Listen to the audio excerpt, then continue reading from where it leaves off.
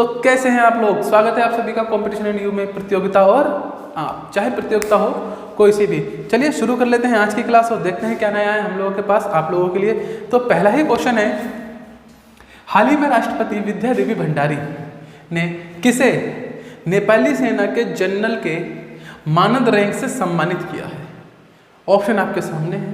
प्रधानमंत्री नरेंद्र मोदी, रक्षा मंत्री Rajnath Singh, CDS general Vipin Rawat, भारतीय सेना प्रमुख जनरल मनोज मुकुंद नरवाणे। जल्दी जल्दी आंसर देंगे कमेंट बॉक्स में। फिलहाल सही आंसर है भारतीय सेना के प्रमुख जनरल मनोज मुकुंद नरवाणे जी को ये मानद उपाधि से दिया गया है। आइए बात हुई है जब किसकी, सम्मानित मनोज जी की, तो देखते हैं एक बार। ये देखिए, very handsome look here, you can see actually, मतलब मजेदार है, सब बिल्ले बिल्ले टक रहे हैं और ऐसा तकड़ा माहौल है। चलो देख लो। तो ये है इनका पिक जिसे आप देख सकते हैं, आराम से पहचान लेना, कहीं मिले तो नमस्ते नमस्ते कर लेना यार, करो भैया, इस लायक हैं। आओ, ये देख रहे हो, बड़ी सी दुनिया के बीच में छोटा छुप के बैठा नेपाल, भारत के उल्टा देना इधर, हाँ लेफ्ट ऊपर यहाँ कोने में देख रहा ना नेपाल, रेक्टेंगल शेप में है ये अगला। तो ये है आपके पास नेपाल, देख सकते हैं आप इसे, मतलब जूम तो नहीं हो पाएगा क्योंकि स्मार्ट बोर्ड नहीं है, पर समझ जाना ये नेपाल है जो दिख रहा होगा। और जब नेपाल की बात हो रही है, इन्हें बुलाया किसने था, किसने बुलाया था? भंडारी साहब ने। ये रही आपकी भंडारी साहब। कहाँ की हैं ये? नेपाल की विद्या देवी भंडारी। कौन है? राष्ट्रपति हैं। तो विद्या देवी भंडारी राष्ट्रपति हैं। नेपाल आपने देख लिया है, मनोज जी को आपने देख लिया है। बात कर लेते हैं इनके PM कौन है। नेपाल के PM कौन है? खड़क प्रसाद जी। ये कौन है? खड़क प्रसाद जी कौन है? यहाँ के PM हैं। कहाँ के PM की बात हो रही है भैया? नेपाल के PM की बात हो रही है। तो नेपाल के PM कौन है? खड़क प्रसाद जी। ये फिलहाल कौन है? विद्या देवी भंडारी जी हैं, राष्ट्रपति हैं वहाँ की, ठीक है ना। कौन है? राष्ट्रपति जी। अच्छा, इनके नाम क्या है? ओली भी है, याद रखना, कभी ऐसा कंफ्यूज से हो जाओ कि ओली थे पहले तो सब कौन से लिखवा दिए, तो ये ओली ही हैं, कन्फर्म है। चलिए अगले क्वेश्चन पे बढ़ते हैं। लिखा है, ओपन इरा में 1000 मैच की जीत दर्ज करवाने वाले चौथे टेनिस खिलाड़ी कौन हो गए हैं? नोवाक जोकोविच, Dominic Thiem, Andy Murray, Rafael Nadal. तो फटाफट बताएंगे कौन है। बिल्कुल आंसर आ गया आपके सामने, राफेल नडाल जी सही आंसर है। और ये देखिए प्यारा मोहड़ा कोट वोट में ऐसा खड़े हैं। अच्छा, सेल्फी लेना हम दोनों की, चलिए आओ। तो ये है राफेल नडाल जी। थ्योरी आपने पढ़ी रही है, मोखड़ा इनका देख लिया है। चलते हैं इनके देश की तरफ। कहाँ के निवासी हैं ये भैया? ये स्पेन के निवासी हैं। ये दिख रहा है तो चुन्ना सा इधर इधर ऐसे छोटा सा एकदम, ये इधर कोने में इधर है ना, दिख रहा ना, ये है स्पेन, ठीक है ना। स्पेन के लोकेशन है, मैप से मैंने कॉपी करा गूगल से, ठीक है। आप लोग भी देख लेना जाके, वहाँ पे जूम हो जाएगा ना, जूम ना कर पाऊँ तो देखना। ये है स्पेन आपका। बस अब बात हुई है जब स्पेन की, तो हमें पता होना चाहिए स्पेन की राजधानी क्या है। अब थोड़ी थोड़ी बातें करते हैं। अगर बात करते हैं इसकी राजधानी की, तो मद्रिद इसकी राजधानी है। देखिए राजधानी याद रखना, राजधानी एग्जाम में पूछी जाती है, मोस्टली रेलवे के एग्जाम में ज़्यादा पूछ ली जाती है। राजधानी एग्जाम बड़ा होता है, वैसे किसी भी एग्जाम में पूछ लेती है। तो इसकी राजधानी क्या है बच्चा? मद्रिद इसकी राजधानी है। हुआन कार्लोस, ये कौन है साहब? हुआन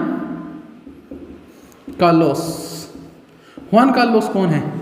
फटाफट बताएंगे हुआन कार्लोस कौन है इसके? हुआन कार्लोस असल में इसके राजा हैं। स्पेन में कौन है? राजा हैं। तो हुआन कार्लोस कौन है? स्पेन के राजा हैं। स्पेन, ये पिद्दी सा आपको दिख रहा है छोटा सा, राजधानी है मद्रिद, और राजा का नाम है इसके हुआन कार्लोस, ठीक है।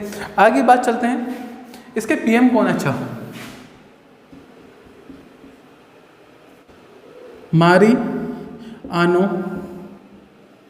मारियानो राहोई। ये कौन है? इसके PM है। राजा हैं हुआन कार्लोस और PM है इसके मारियानो राहोई। राजधानी है मद्रिद। स्पेन आपने देख लिया है, लॉर्ड एगामो आपने देख ही चुके हैं। चलते हैं आगे की तरफ और अगला क्वेश्चन है आप लोगों के लिए। लिखा है भैया, विश्व सुनामी जागरूकता दिवस कब मनाया जाता है? तो विश्व सुनामी जागरूकता दिवस किस दिन मनाया जाता है? फटाफट आप कमेंट कर सकते हैं। फिलहाल आंसर है 5 नवंबर। जी हाँ, क्या आंसर है? 5 नवंबर। अगला क्वेश्चन है दिल्ली। ओ हो दिल्ली।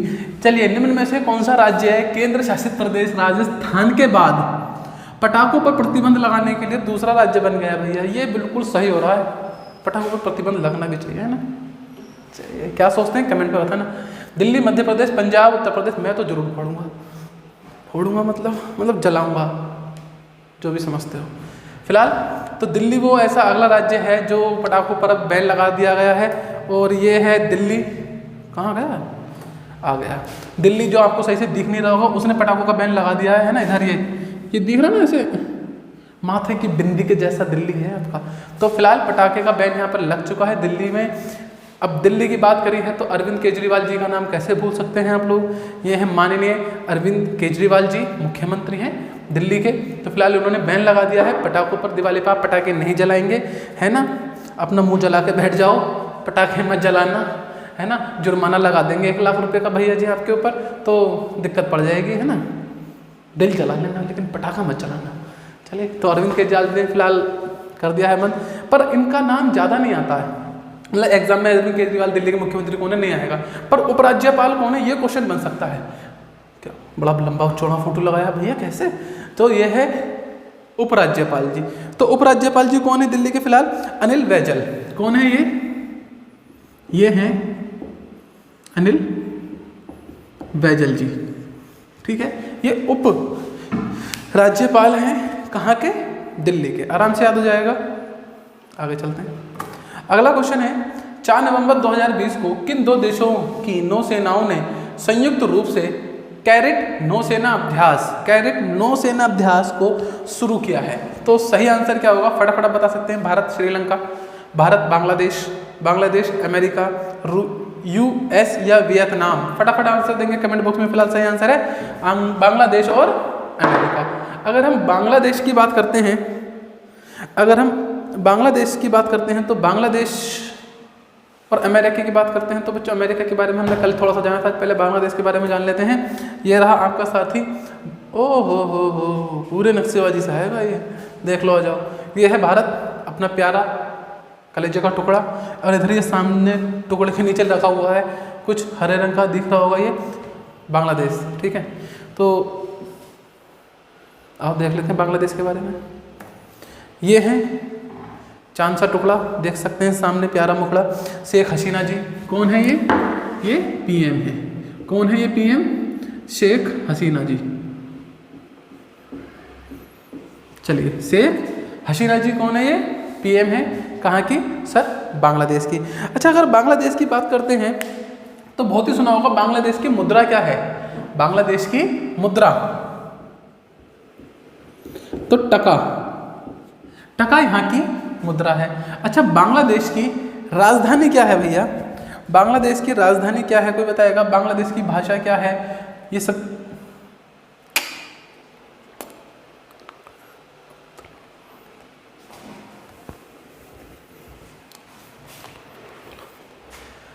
अगर राष्ट्रपति की बात करते हैं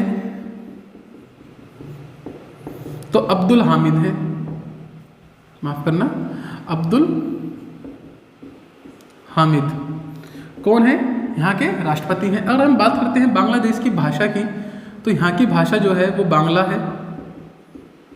यहाँ की मुद्रा की बात करते हैं तो यहाँ की मुद्रा टका है। ये सब छोटी छोटी चीज़ें हैं, आपको याद होनी चाहिए बांग्लादेश के बारे में। चलते हैं अगले क्वेश्चन के ऊपर, देखते हैं क्या लिखा है। अगले क्वेश्चन के ऊपर लिखा है, कौन सा राज्य GST क्षतिपूर्ति की कमी को पूरा करने के लिए 1.1 लाख करोड़ रुपए उधार लेने के लिए असंतुष्ट राज्य केंद्र शासित प्रदेशों में दूसरा विकल्प बन गया है? जल्दी से बताएंगे। केरल, पश्चिम बंगाल, छत्तीसगढ़ या फिर राजस्थान। कौन सा राज्य बन गया है? फटाफट क्वेश्चन को आराम से पढ़ेंगे। कौन सा राज्य GST क्षतिपूर्ति की कमी को पूरा करने के लिए 1.1 लाख करोड़ रुपए उधार लेने के लिए असंतुष्ट राज्यों और केंद्र शासित प्रदेशों में दूसरा विकल्प बन गया है? फटाफट आंसर देंगे तेजी के साथ। और सही आंसर है राजस्थान, वो राज्य बन चुका है। राजस्थान की अगर हम बात कर रहे हैं तो पता होना चाहिए राजस्थान कहाँ पर है। ये है आपके सामने आपका राजस्थान, और इसकी राजधानी है जयपुर। इसकी राजधानी क्या है भैया? इसकी राजधानी है सर जी जयपुर। अगर हम बात करते हैं इसके PM की, तो अशोक जी इसके PM हैं, अशोक गहलोत जी। सॉरी, माफ करना, CM। मोदी जी बुरा मान जाते हैं आज मेरी बात का। अशोक गहलोत जी। चलिए, तो यहाँ के CM कौन है बच्चा? अशोक गहलोत जी यहाँ के CM हैं। चलिए, अगर हम बात कर रहे हैं राजस्थान की, तो राजस्थान के कालराज मिश्रा जी राज्यपाल हैं।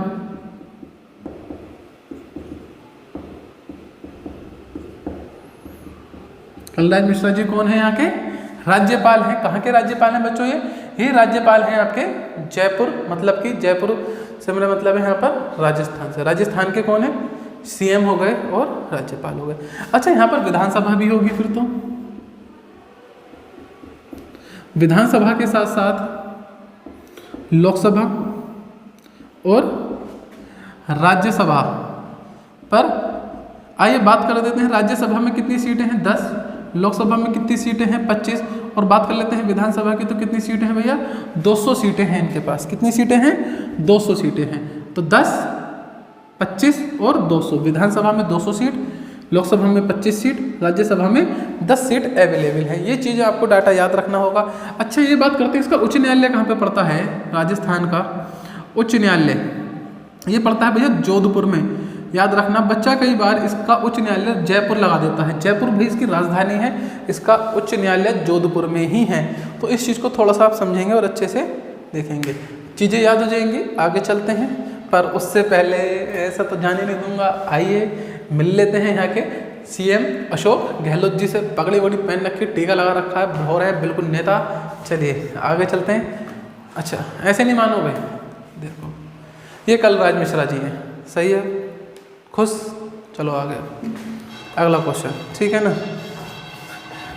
अगला क्वेश्चन है, किस राज्य ने आशा कार्यकर्ताओं के लिए 57 करोड़ रुपए के पैकेज की घोषणा कर दी है? किस राज्य ने यह घोषणा कर दी है भैया? मध्य प्रदेश ने, महाराष्ट्र ने, तेलंगाना ने या उड़ीसा ने? वैसे तो ये करी है महाराष्ट्र ने। किसने करी है? महाराष्ट्र ने। सही आंसर होगा महाराष्ट्र। अगर महाराष्ट्र की बात कर रहे हैं तो ये रहा महाराष्ट्र और इसकी राजधानी है मुंबई। क्या राजधानी है बच्चा इसकी? मुंबई। उद्धव ठाकरे यहाँ के सीएम हैं। उद्धव ठाकरे साहब कौन है? यहाँ के सीएम है। आराम से आ जाएगा। आइए देख लेते हैं, इनका दमदार चेहरा आप लोगों के सामने है। उद्धव ठाकरे जी हैं। कौन है ये? सीएम है इस समय। कौन है? सीएम। तो बात कर लेते हैं यहाँ के राज्यपाल कौन है? तो राज्यपाल है यहाँ के भगत सिंह जी। अब ये भगत सिंह जी वो वाले भगत सिंह नहीं है, भगत सिंह कोश्यारी हैं, ठीक है। भगत सिंह कोश्यारी हैं, वो वाले भगत सिंह में समझ लेना। हाँ बिल्कुल गुड। तो राज्यपाल कौन है इनके? राज्यपाल हैं इनके भगत सिंह। अच्छा, बात कर लेते हैं महाराष्ट्र में सीटें कैसी है। मैं आपको बता दूं, ये बहुत दिनों बाद ऐसा राज्य है जो द्विसदनात्मक है। कैसा है? द्विसदनात्मक। द्विसदनात्मक का प्यारे बच्चों मतलब है यहाँ पर 2 सदन है, अर्थात यहाँ पर विधानसभा भी है और विधान परिषद भी है। विधान परिषद भी है। देखिए विधान परिषद और लोकसभा में पहले समझ लें कैसे काम करती हैं। ये विधानसभा मतलब लोकसभा समझ लो, विधान परिषद मतलब राज्यसभा समझ लो, मतलब कैटेगरी में ऐसा मत समझ लेना कभी उसकी जगह ये है ना उसकी जैसी है। तो इसीलिए विधानसभा में सीटें ज़्यादा होती हैं। और बात कर लेते हैं विधान परिषद की, तो भैया इसमें सीटें कम होती हैं। तो विधानसभा में यहाँ पर 288 सीट है और विधान परिषद में यहाँ पर 78 सीट हैं। तो महाराष्ट्र कैसा? द्विसदनात्मक आपका क्षेत्र है। कैसा? द्विसदनात्मक। कन्फर्म याद रहेगा। आगे की ओर चलते हैं। लिखा है किस राज्य ने स्पंज आयरन और स्टील क्षेत्र में निवेश के लिए एक नई औद्योगिक नीति पेश की है? तो किसने की है? छत्तीसगढ़ ने की। किसने की है? छत्तीसगढ़ ने। आइए बात चली है फिर से छत्तीसगढ़ की, तो छत्तीसगढ़ की बात कर लेते हैं। वैसे छत्तीसगढ़ जो आपका क्षेत्र है 1 नवंबर सन 2020 को अस्तित्व में आया था। 2020 बोल दिया मैंने, सन 2000 को अस्तित्व में आया था, मतलब उसका गठन माना जाता है 1 नवंबर 2020। किसकी बात हो रही है भैया? छत्तीसगढ़ की। भूपेश बघेल, ठीक है ना, भूपेश बघेल यहाँ के सीएम हैं, ठीक है। कौन है? सीएम है। ये देख सकते हैं आप इनका प्यारा मुखड़ा, चांद का टुकड़ा। ओहो, मूंछों के ऊपर आ गया, देखो नाम गलत जगह आ गया। तो ये हैं आपके भूपेश जी। ये कौन है? सीएम है यहाँ के, ठीक है ना। अनुसुईया कौन है? राज्यपाल हैं। कौन है? अनुसुईया यहाँ के राज्यपाल हैं। आइए बात कर लेते हैं यहाँ पे विधानसभा में कितनी सीटें हैं। अगर बात कर लेते हैं यहाँ की विधानसभा में 90 सीटें हैं, बात कर लेते हैं यहाँ पर लोकसभा की तो यहाँ पर 11 सीटें हैं, बात कर लेते हैं राज्यसभा की तो केवल 5 सीटें हैं। यहाँ पर सीटें थोड़ी सी ज़्यादा कम है। ये थी आपके पास डिटेल जो आपने देखी छत्तीसगढ़ के बारे में। आगे की ओर चलते हैं, छत्तीसगढ़ को सही से देख लेना कहाँ पर पड़ता है, ठीक है ना, चीज़ें जब याद, चलो छोड़ो। किस बैंक ने चालू वित्त वर्ष की दूसरी तिमाही में अपने लाभ में 52% की वृद्धि दर्ज की है? फटाफट बताएंगे। पीएनबी, भारतीय रिजर्व बैंक, भारतीय स्टेट बैंक या केनरा बैंक? फटाफट बताएंगे। सही आंसर है भारतीय स्टेट बैंक। अगले क्वेश्चन की तरफ बढ़ते हैं। लिखा है भारत ने खगोल विज्ञान के क्षेत्र में वैज्ञानिक एवं तकनीकी सहयोग विकसित करने के लिए किस राष्ट्र के साथ एक समझौते पर ज्ञापन किया है? तो ये किया है स्पेन। और स्पेन की जानकारी हम पहले ही ले चुके हैं, तो सही आंसर फिलहाल तो स्पेन है। मिलते हैं आपसे अगली वीडियो में, तब तक के लिए बाय बाय। आपका दिन शुभ हो।